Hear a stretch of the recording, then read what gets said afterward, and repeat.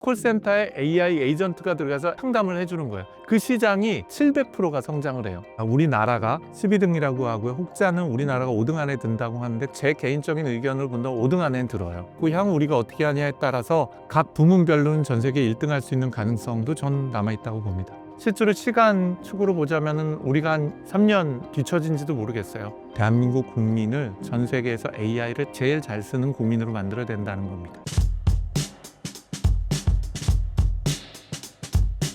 지금 AI 기술이 가장 많이 쓰이고 있는 분야는 어디인가요? 그리고 앞으로 어떤 분야까지 확장할 수 있을 것으로 보시나요? 제가 앞쪽에서 에이전틱 AI, 우리말로는 AI 에이전트라는 말씀을 좀 드렸어요. 그게 도대체 뭔지에 대한 설명을 좀 먼저 좀 드려야 될 것 같아요. 그리고 그게 어디에 많이 사용되는지 설명을 드려야 될 것 같아요. 우선 지금 자료 화면을 보는 것처럼 LLM, 그러니까 초거대 인공지능이나 챗GPT 시장에서 AI 검색 시장, 그걸 우리가 RAG라고 얘기를 합니다. 시장에서 이제 에이전틱 AI 에이전트로 가는데 그게 뭐냐면 지금 화면에 보시는 것처럼 챗GPT는 우리가 프롬프트라는 질문을 던지면 인공지능 모델이 답이라는 데이터를 생성하게 됩니다. 이게 바로 LLM 모델로 작동되는 인공지능이에요. 생성 AI는 모두 이렇게 되어 있습니다. 그럼 RAG는 뭐냐? 우리말로 검색, 증강, 생성 기법이라고 그랬죠. 그래서 얘가 검색을 하는 거예요. 프롬프트란 질문을 하면은 LLM에다가 즉각적으로 이거 답변을 하는 게 아니라 얘가 검색을 하고 검색한 정보를 LLM이 내 질문과 함께 받아요. 그래서 제가 아까 오픈북이라는 말을 쓴 거거든요. 그러니까 인공지능이 검색까지 하고 제 질문에서 자기 학습했던 걸 결합해서 답변을 생성하는 겁니다.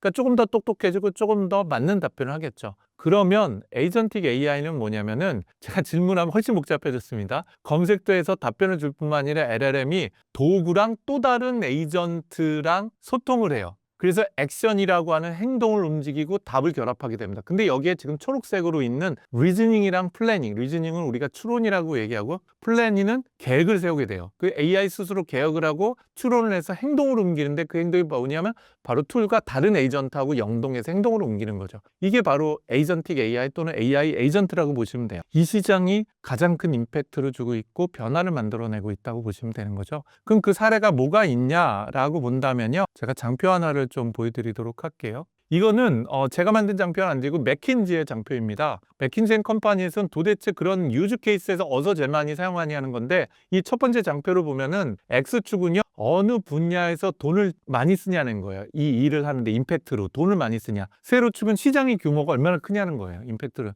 이 둘에서 가장 큰 영향을 주는 게 소프트웨어 엔지니어 부분이에요. 쉽게 얘기하면 개발자 부분인 거죠. 이 시장은 이미 AI에 의해서 무너질 뿐만 아니라 AI가 가장 많이 인공지능에 적용이 되고 있어요. 두 번째 오른쪽에 보니까 커스터머 오퍼레이션스가 있죠. 쉽게 우리말로 얘기하면 커스터머 서비스, 콜센터라든지 AS 센터 이런 쪽입니다. 현재 보려면 콜센터나 컨택센터 보면 챗봇도 들어가 있고 그러면 전화하는 사람, 이메일 보낸 사람, 문자 보낸 사람 많죠. 이거 다 누가 뒤에서 하고 있죠? 사람이 다 하고 있거든요. 근데 이게 코스트 센터예요. 프라핏 센터가 아니라. 즉 돈을 쓰는 부서인 거죠. 고객 서비스와 만족을 위해서. 근데 문제는 인건비가 계속 폭발적으로 증가됩니다. 그리고 기업들의 수익률은 악화가 되는 거죠. 결국은 고객 만족을 위해서 커스터머 센터의 비용은 증가되는데 수익성은 나빠지고 있는 거죠. 그래서 커스터머 센터이나 컨택 센터, 고객 센터는 자동화될 수밖에 없습니다. 이 시장이 크게 도움이 필요한 거죠. 그다음에 여기 보시는 거죠. 마케팅, 세일즈하고 R&D하고 제품을 만드는 쪽이 가장 많이 인공지능이 사용이 될 거라는 겁니다.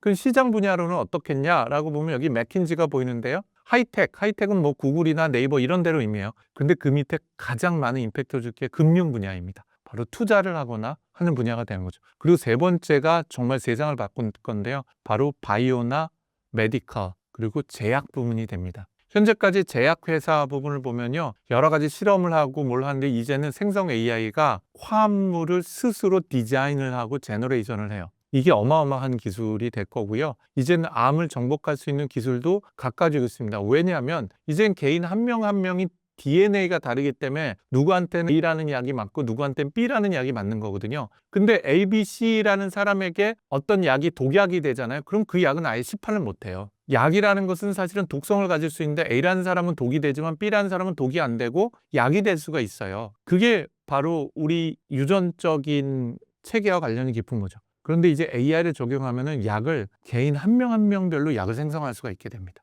이미 그게 시작이 됐거든요. 어마어마하게 큰 임팩트를 주게 됩니다. 그리고 말씀드렸던 교육과 관련된 시장도 마찬가지로 AI가 줄 수 있는 큰 임팩트 시장이 되는 거죠.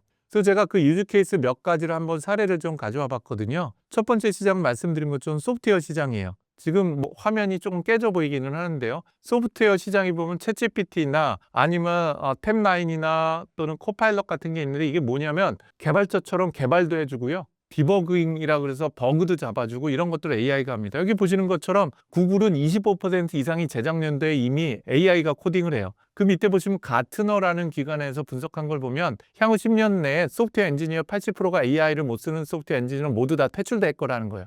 그러니까 그만큼 임팩트가 있다는 거죠. 오른쪽 장편 좀 흐립니다만은 2023년에 가장 많이 해고된 사람은 누구냐? 소프트웨어 엔지니어예요. 놀라운 거는 뭐냐면 그 얘기는 그만큼 인공지능이 가장 많이 활용이 되고 있는 부분이 소프트웨어 개발 분야라고 보시면 됩니다. 두 번째 분야는 뭐냐? 커스터머 서비스 분야예요. 커스터머 서비스 분야는 뭐냐면 콜센터예요. 이 콜센터에 AI 에이전트가 들어가서 AI가 에이전트처럼 상담을 해주는 거예요. 그 시장이 지금으로부터 보통 우리가 여기 투자하시는 분들이 계신다 그러면 야, 나 수익 100% 먹었어. 그럼 대단한 거 아닙니까? 근데 이 시장 자체가요, 700%가 성장을 해요. 향후 5년, 6년간. 어마어마하게 성장을 합니다. 보시는 것처럼요. 그러니까 보시는 것처럼 700%가 성장을 해요. 향후 5, 6년간 동안만 하더라도. 그만큼 커스터머 서비스 컨택 센터 부분도 AI가 완전히 바뀌어버릴 가능성이 대단히 큽니다. 세 번째 분야에 해당이 되는 부분이 바로 리갈 서비스 부분이에요. 특허나 법률 부분이라고 보시면 됩니다. 하나만 더 예를 들자면 연구 분야입니다. 연구 분야도 어마어마하게 바뀌게 될 거예요. 우리가 뭔가 연구한다면은 서치도 하고 구글도 가고 논문도 다려받고 하고 그다음에 그 정리도 하고 챗GPT에 물어보고 협업 도구도 사용하는데 이거 모두가 다 딥 리서치라는 것을 중심으로 해서 연구 분야도 AI로 대체하게 돼요. 이게 아마 AI에서 향후 5년 동안에 가장 시장에 임팩트 주면서 가장 많이 사용되는 영역이 되지 않을까 싶은 생각이 듭니다. 현재 한국의 AI 기술 수준은 어느 정도인가요? 설명드리기가 굉장히 어려운데요. 사실 1등, 2등을 빼고는 다 개찐도찐입니다. 1등 미국, 2등 중국이죠. 그 혹자는 우리나라가 12등이라고 하고요. 혹자는 우리나라가 5등 안에 든다고 하는데 그 참 평가하기 어렵습니다. 그럼에도 불구하고 제 개인적인 의견을 본다면 5등 안에는 들어요. 그 확실한 3등, 4등, 5등 중에 어디냐? 그건 분야마다 평가하기가 굉장히 어렵습니다. 그런데 사실 이 AI 분야는 1, 2등 말고는 살아남기는 어려워요. 그렇기 때문에 모든 거에서 3등 안에 들기는 어렵지만 벌티컬 도메인으로 특정 분야로 깊숙이 들어가서 요즘 투자다, R&D다 그 부분에 AI는 전 세계 1등을 해야 됩니다. 모든 걸 1등을 챗GPT처럼 구글처럼 하기는 불가능해요. 그러니까 특정 영역을 딱 선정해서 선택과 집중해서 쭉 들어가서 거기서 1등을 해야 되는 거죠. 그게 바로 저희가 선택해야 되는 분야라고 봐지고요. 현재 대한민국 수준은 그렇다고 보시면 됩니다. 그럼에도 불구하고 전 세계에서 독립적인 자신들의 라지 랭귀지 모델과 서비스를 갖고 있는 국가가 전 세계 5개를 넘지는 않습니다. 그래서 5등 안에 들 수 있고 향후 우리가 어떻게 하냐에 따라서 각 부문별로는 전 세계 1등 할 수 있는 가능성도 전 남아있다고 봅니다. 한국과 글로벌 대기업들은 AI 시대를 어떻게 준비하고 있나요? 글로벌 대기업들은 어마어마하게 쏟아붓고 있죠. 실제로 쏟아붓는 규모가 1조, 2조가 아니라 100조입니다. 100조. 현재 계획을 세우고 있는 건 100조 단위로 AI에다 쏟아붓고 있으니까요. 그럼 대한민국은 어느 정도 수준이냐? 국가가 쏟아붓는 금액이 2조 수준이에요. 50분의 1이죠. 그럼 삼성, LG, 네이버, 저희 같은 솔트룩스 같은 기업들이 하는 것도 마찬가지로 미국에 있는 기업의 50분의 1 수준입니다. 참 쉽지 않은 경쟁인 거예요. 돈만 따지자면. 인재도 마찬가지죠. 전 세계 인재 어디로 모입니까? 미국으로 모이죠. 그리고 중국은 전 세계에서 모을 필요도 없어요. 자기네가 전 세계에서 제일 많이 가지고 있으니까. 대한민국은 인재도 부족합니다. 그럼 내부에서 공부시키면 될까요? 쉽지 않습니다. 어떤 분들은 10만 양병설을 해요. 교육을 시키자는 겁니다. 그런데 한국 5천만 명에서 10만 명을 뽑아서 교육시키는 거랑 중국 10억 명 중에서 10만 명 뽑는 거랑 어떤 차이가 있을까요? 능력이나 역량 차이에서 크지 않을까요? 우리가 아무리 교육을 시켜도 결국은 인재도 부족합니다. 그래서 실제로 중국과 미국은 돈도 있죠. 시장도 내수 시장도 크게 가지고 있죠. 데이터도 많이 가지고 있죠. 거기에다가 인재도 있어요. 대한민국을 포함한 나머지 국가는 굉장히 어렵습니다. 그럼에도 불구하고 솔트룩스라는 저희 회사도 벌티컬로 들어가면서 스몰 랭귀지 모델을 만들어서 굉장히 좋은 성과를 내고 있고요. 이런 스타트업도 있지만 LG를 포함해서 삼성전자가 고군분투를 하지만 그래도 서비스를 적용하고 산업에 적용하려고 굉장히 많은 노력을 하고 있죠. 또 뭐 네이버하고 카카오가 본질적으로 경쟁할 수 있는 서비스는 아직 못 나왔지만 내부에서도 엄청난 고민을 하고 있습니다. 실제로 시간 축으로 보자면은 우리가 한 3년 뒤처진지도 모르겠어요. 그럼에도 불구하고 집중적으로 결합을 하고 정부 쪽이 요즘 많은 관심을 가지고 있고 공동 협력을 한다면 그렇다고 하면 그 3년의 격차를 1년 미만으로 줄이고 아까 말씀드린 것처럼 특정 도메인이나 특정 산업 분야에서는 다시 한번 제2의 삼성, 제2의 하이닉스, 현대자동차와 같은 지위를 얻을 수 있다고 저는 믿습니다. AI 기술 수준을 구분하는 지표가 있을까요? AI를 평가하는 여러 지표들이 있어요. AI 성능을 평가를 하는 지표들입니다. 예를 들면 얘가 추론을 얼마나 잘하냐, 얘가 수학을 얼마나 잘하지, 얘가 말을 얼마나 훌륭하게 잘할까, 얘가 얼마나 현재 데이터를 잘 찾아라, 이런 것들이 한 10개 정도의 대략 지표들이 있습니다. 그 지표들 기준으로 우리는 라지 랭귀지 모델이라는 걸 평가를 하게 돼 있어요. 현재 기준으로 보면 여전히 전 세계에서 가장 뛰어난 모델들은 돈 많은 곳들입니다. 그런데 최근 들어서 한국에 있는 몇몇 기업들과 중국 기업들이 그걸 뛰어넘기 시작했어요. 그래서 돈 문제가 아니라 이 지표들 한 10가지 지표들에 해당이 되는 것들을 기준으로 봤을 땐 성능을 내기 시작을 했다는 거죠. 그런데 이 지표를 믿으시면 안 됩니다. 저희도 마찬가지입니다. 이 지표를 해서 허깅페이스에 보면은 허깅페이스라는 사이트가 있습니다. 이 지표로 관리하는 곳이거든요. 허깅페이스에서 1등을 했다라고 하면 저희 회사에 있는 모델도 1등을 2개나 했거든요. 이게 전 세계 진짜 1등이냐? 그렇지 않아요. 예를 들면 우리가 시험을 잘 본다고 해서 돈을 잘 버나요? 그렇진 않잖아요. 시험만 잘 보는 거죠. 그래서 시험도 잘 보면서 실제 존재하는 유즈 케이스와 실제 시장에서 작동될 수 있는 제품이 만들어지는 건 격차가 있긴 합니다. 그래서 만약에 관심이 있으시다고 하면 허깅페이스라고 하는 데 있는 지표들과 전 세계 순위를 보면 어떤 인공지능이 더 똑똑하구나 하는 것에 대한 평가 결과를 보실 수가 있습니다. AI 패권 경쟁 속에서 한국은 어디서 기회를 찾을 수 있다고 보시나요?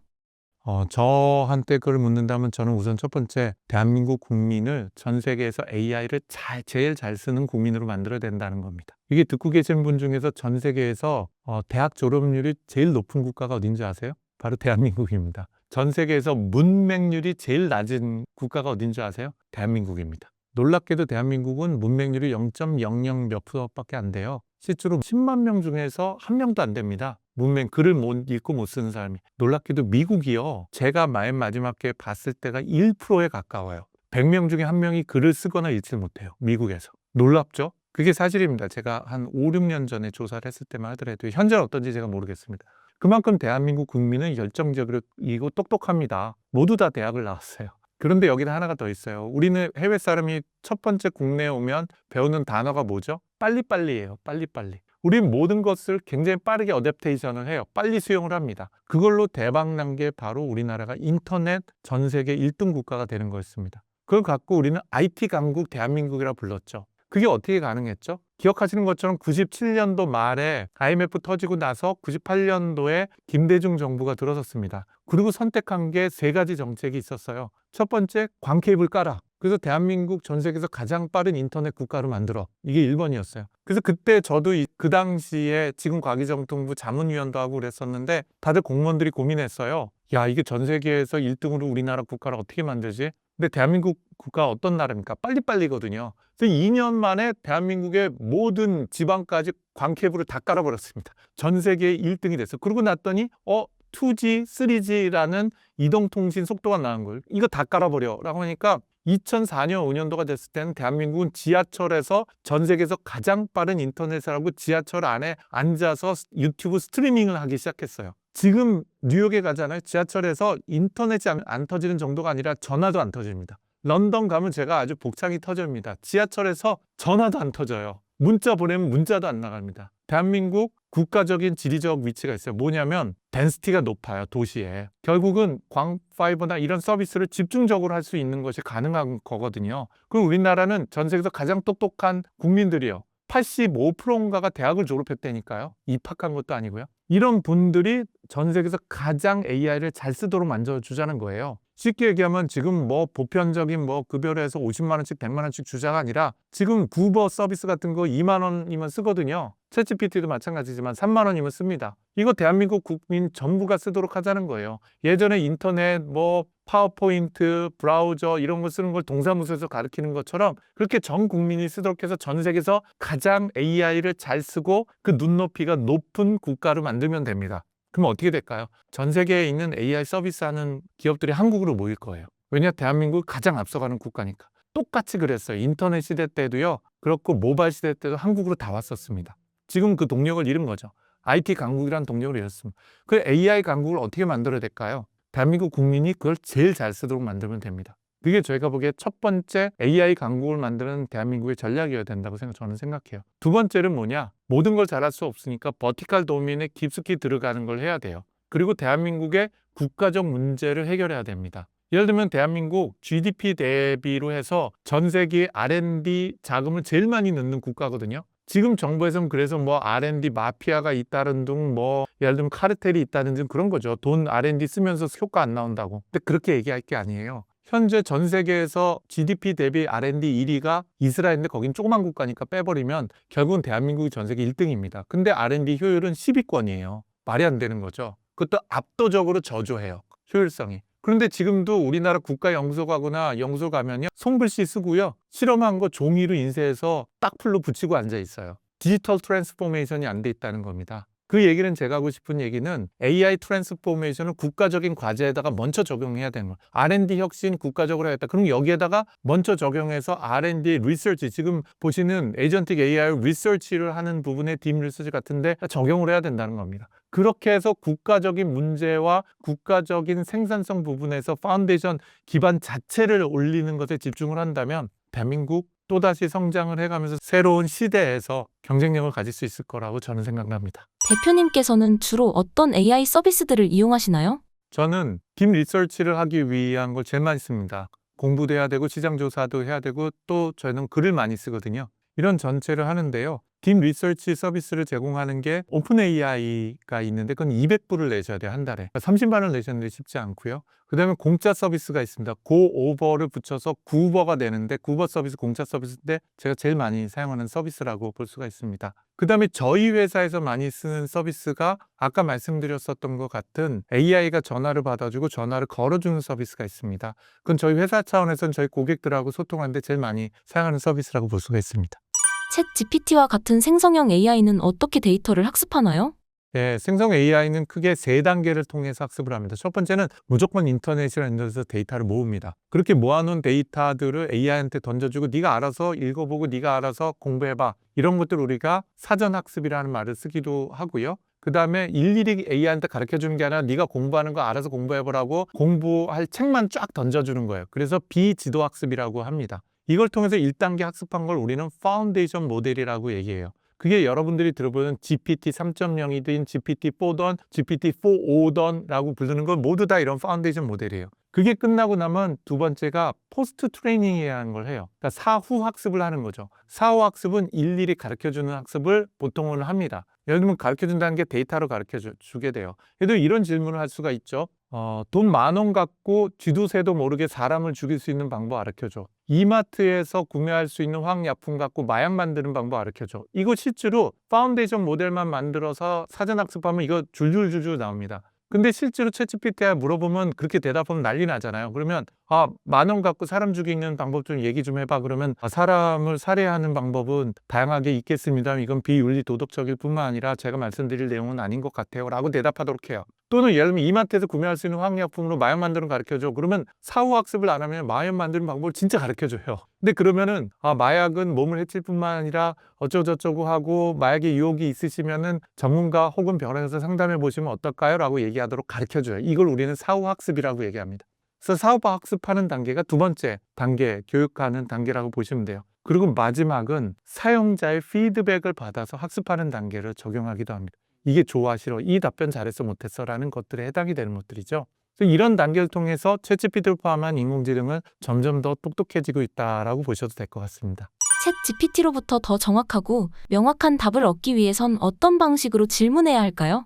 예, 이런 것들을 우리가 프롬프트 엔지니어링이라고 합니다. 인공지능에게 질문할 때는 구체적으로 질문하면 좋고요. 그 다음에 두 번째, 요즘 인공지능에는 근거 자료를 제시하고 조사를 하도록 하는 RAG 또는 딥 리서치를 하도록 하면 좋습니다. 마지막으로 질문을 단계별로 쪼개서 질문하면 훨씬 좋아요. 그런 거를 인공지능으로 하여금 체인 오브 솔트, 그러니까 생각의 사슬 방법을 통해서 추론하도록 하게 됩니다. 그래서 질문하는 방식을 그냥 두리뭉실한 게 아니라 상세하게 구체적으로 질문하면 질문할수록 좋은 거고요. 그걸 말씀드린 것처럼 근거 자료를 제시하면서 관련된 거 추가로 찾아보라고 하면 더 좋고요. 마지막으로 체인 오브 소트라고 얘기하는 생각의 사슬이라는 방법. 단계적으로 질문하고 단계적으로 하면 좋습니다. 그 다음에 최근에 나오는 챗GPT 포함한 모든 것들은 여러분 한 번 질문하고 답변하고 마는데 아까 말씀드린 체인 오브 소트라는 질문의 꼬리에 꼬리를 물면서 질문할 수 있는 것들을 우리가 멀티턴이라고 얘기합니다. 그럼 답변이 나오면 읽고 고개에 꼬리를 물어서 또 질문을 하시면 돼요. 이러면 점점 더 인덱스하게 질문에 질문을 물고 들어가면서 더 정확한 답변을 찾아낼 수 있거든요. 이런 방식을 통해서 더 유효하고 더 정확한 답변과 또 문서를 만들어내는 것이 가능하시라고 보여집니다. 챗 GPT에 이어 AI 시장에 큰 파장을 일으켰던 AI는 딥시크입니다. 두 모델의 차이점을 설명해 주신다면요? 제가 이 장표를 갖고 설명을 드렸었는데요. 솔직히 말씀드리면 그 둘이 최근에는 점점 차이가 없어진다고 보시면 돼요. 그런데 챗GPT는 이 장표에서 보이는 맨 위에 세 개와 MOE라는 거에 집중을 했었어요. 그래서 더 큰 뇌를 만들고 추론하도록 할 뿐만 아니라 MOE 기술 같은 거와 검색 기술을 적용을 한 거죠. 그런데 이게 돈이 많이 든다고 말씀을 드렸잖아요. 그래서 최근 2년 동안은 밑에 있는 세 가지 디스틸레이션 증류 기법이라고 얘기해요. 증류 기법은 뭐냐면요. 우리말로 우리 막걸리 같은 거 이만큼 해놓고 나서 거기서 증류를 하면은 6도짜리 이만큼 막걸리에서 요만큼의 소주가 만들어지잖아요. 위스키도 똑같죠. 이게 증류를 하는 거죠. 마찬가지로 챗GPT가 어마어마한 데이터를 어마어마하게 많은 GPU 10만 장 갖고 학습을 하게 돼요. 그럼 거기서 얘가 학습한 것에 알짜만 빨대 딱 꽂아가서 쪽쪽 뽑아 먹는 걸 디스틸레이션이라고 합니다. 퀀타이제이션은요, 정보를 저장을 하는 정보의 복잡도하고 양을 줄여내서 양자화를 하는 기술이고요. 마지막으로 리인포스먼트 러닝이라는 것은 스스로 공부하고 학습을 해서 결과값에 도달하는 것입니다. 이 세 가지를 챗GPT도 과거에 쓰지 않았다가 최근에 쓰기 시작했습니다. 반면에 딥시크는 이 밑에 있는 네 가지 기술을 굉장히 강력하게 사용을 한 거예요. 특히 그 중에서 디스틸레이션, 퀀타이제이션, 리인포스먼트 러닝을 굉장히 강력하게 사용함으로써 짧은 시간에 훨씬 똑똑하고 낮은 비용의 AI를 만든 거죠. 그런데 그래서 많은 사람들은 딥시크가 20분의 1 가격이래 그렇게 얘기를 하는데 실제로 만드는데 20%의 가격은 아니었습니다. 한 7분의 1, 8분의 1 가격으로 만들었어요. 그것도 엄청 싼 거죠. 근데 지금 서비스를 하고 있는 원가는 10분의 1로 줄일 수가 있었던 거예요. 그래서 챗GPT를 하고 있는 오픈AI와 딥시크의 가장 큰 차이는 뭐냐? 근본적으로는 큰 차이는 없다. 대신에 챗GPT는 초기부터 했을 때 더 큰 인공지능을 만드는 거에서부터 출발했다면 딥시크는 그게 불가능하니까 작은 인공지능을 더 똑똑하게 만드는 걸로 시작을 해서 그 둘이 점점 더 수렴이 되고 있고 그러다 보니까 딥시크가 훨씬 경제적인 인공지능을 만들고 있다는 거죠. 저희 회사도 똑같습니다. 한 달 전에 루시아라는 모델을 만드는데 그것도 저희도 똑같이 더 똑똑하고 조그만 모델을 만드는데 딥시크보다 저희가 또 벤치마킹해서 지표를 보면 더 좋은 성능을 내기도 하거든요. 이렇게 앞뒤를 다퉈가면서 발전하고 있는 게 바로 현재 인공지능 시장이면서 딥시크와 또 오픈 AI를 포함을 한 서로 다른 시장의 경쟁 요소라고 보시면 될 것 같습니다. 큰 모델과 작은 모델 중 무엇이 더 좋다 판단할 수 있나요? 없습니다. 목적에 따라 다르겠죠. 그럼에도 불구하고 딥시크나 저희 회사 루시아가 가져온 큰 충격은 있습니다. 학습 비용뿐만 아니라 운영 비용을 20분의 1로 줄였기 때문에 시장을 어마어마하게 확대하게 될 거예요. 근데 기존에 인공지능 적용해볼까 했다가 비싸서 그거 할 수 있어? 그거 만드는데 엄청나게 돈 드는데 그렇게 상상했던 분들이 야 이제 한번 해볼까? 우리 서비스도 AI 붙여봐. 우리 회사 안에도 AI 붙여봐 하는 시장이 커지는 거죠. 그래서 이제 본격적으로 에이전틱 AI 시장이 확대가 되는 것입니다. 그래서 목적마다 달라지게 돼요. 모든 것들을 범용으로 알게 되는 슈퍼 인텔리전스 쪽으로 가는 것은 오픈 AI나 구글이 잘할 거예요. 마이크로소프트 포함해서. 근데 버티컬로 특정 문제를 해결하는 것은 큰 모델 필요 없거든요. 오히려 돈만 많이 들어요. 그러면서 작은 모델을 더 깊숙이 들어가는 형태로 현장에 들어가는 형태 모델들은 딥시크와 같은 작으면서도 협업하는 모델이 점점 더 큰 성과를 내게 되겠죠. 그래서 누가 좋고 나쁘다. 예를 들면 친구 중에서 부자인 친구가 좋나요? 아니면은 내가 필요할 때마다 나한테 도움을 줄 수 있는 마음의 친구가 좋나요? 둘 다 필요하죠. 그래서 그때그때 필요한 친구를 선택해서 쓰시면 될 것 같습니다. 한국에서도 딥시크와 같은 혁신적 모델이 나올 수 있다고 보시나요? 그럼요. 저희 회사도 얼마 전에 나온 게 딥시크하고 같은 성능이면서 가격이 딥시크보다 더 낮았고요. 계속 그런 것들은 나올 겁니다. 중국에서도 중국 내부에서도 계속 나오고요. 그럼에도 불구하고 그러면 그것이 전 세계에서 지표상으로 1등 했다고 해서 전 세계에서 그러면 우수한 결과물을 만들어낼 거냐 또는 돈을 벌 수 있을 거냐 이 두 가지는 다르죠. 그래서 기술과 비즈니스는 저는 다른 축이라고 보여집니다. 좋은 기술 나올 거고요. 근데 그게 돈이 될 것이냐 하는 것에는 굉장히 큰 도전 과제가 있다고 보여집니다. 구독자님들에게 한 말씀 부탁드립니다. 네, 이렇게 신사임당에 와서 지난 30년간 제가 고민하고 지금도 치열하게 고민하고 있고 또 솔트룩스나 저희 회사 자회사인 다이캐스트 등을 포함한 기업들을 발전시키면서 있었던 몸으로 느끼는 고민들을 여러분들하고 조금이라도 나눌 수 있어서 좋았습니다. 많은 이 기술에 관심이 있으시거나 투자에 관심이 있으신 분들에게 오늘 이야기가 조금이나마 도움이 되실 수 있으면 좋겠고요. 또 다양한 곳에서 만나뵐 수 있으면 좋겠습니다. 저희 솔트룩스도 또 솔트룩스가 관여하고 있는 많은 기업들도 빠르게 성장하면서 시장에 굉장히 큰 임팩트를 줄 수 있으리라고 믿습니다. 또 뵙겠습니다. 감사합니다.